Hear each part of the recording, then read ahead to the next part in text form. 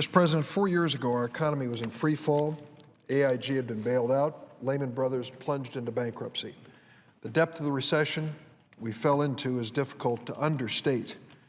With the economy contracting at nearly 9% in the last 3 months of 2008 and over 700,000 jobs lost every month, it's not an exaggeration to call the crisis we face the worst since the Great Depression. Demand dried up as our financial system collapsed. Families struggled to pay the bills and millions lost their homes to foreclosure. Our unemployment rate peaked at 10% nationally, 11.4% in Illinois.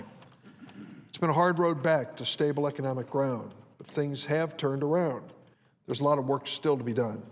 We all would like to see more jobs created, but it's clear our economy is better off, and we are better off than we were 4 years ago. I saw many examples of our economic progress as I traveled my state. The Nucor Steel plant is in Bourbonnais, Illinois.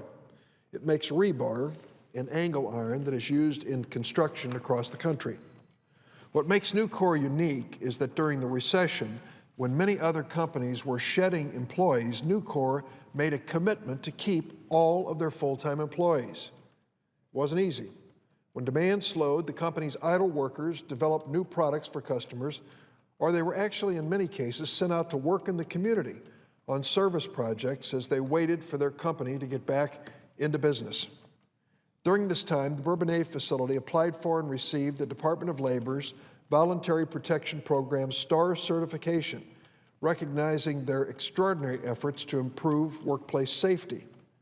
Nucor made a commitment not just to the bottom line, but to its workers and to the communities where they lived. It has paid off.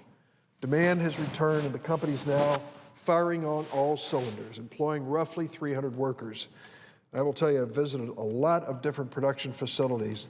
There was nothing more jaw-dropping than to stand in that steel mill and watch these 3 poles go into a cauldron of scrap metal, burst and explode into flame, and steel come trickling out the bottom into these forms to make rebar and angle iron.